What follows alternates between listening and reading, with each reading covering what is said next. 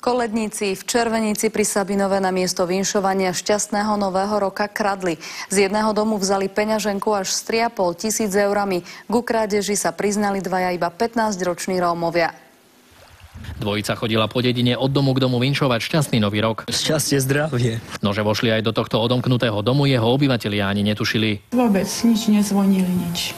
Podnikateľ zo susednej obce tu bol práve na návšteve u svokry, až na odchode si všimol, že mu z vetrovky zmizla peňaženka, v ktorej mal 3500 eur. Boli to firemné peniaze, ktoré som chcel dať na účet. Policajti zistili, že koledníkmi boli dvaja 15-roční mladíci z rómskej osady v Lipanoch. Ku krádeži sa priznali. To sme kradli, lebo sme nemali doma čo jesť. Ukradnuté peniaze ešte v ten deň aj minuli. Na nákup mobilného telefónu, hi-fi veže, alkoholických nápojov, oblečenia a potravín. Mi vrátili 80 eur, čo sa zvyšilo. Ja som sa vtedy doznala, jak prišli policajti, lebo nič mi nepovedali. Jeden z mladíkov už takto s kamarátom koledoval aj v nedalekej Kamenici. Z reedukačného domova ho pritom domov pustili len na vianočné prázdniny. Aj v tomto prípade nepozorovane vošli do jedného z odomknutých rodinných domov a ukradli odtiaľ 300 eur. Bola tam peňaženka, sme zobrali peňaženku a sme utekali. Mladíkom teraz za krádeže hrozí väzenie, ľudia v dedinách sú z toho zrození. Pred koledníkmi z osady sa musia mať na pozore, na sviatky sa preto budú radšej zamykať. Z Červenice Martin Jedinák, televízia Markíza.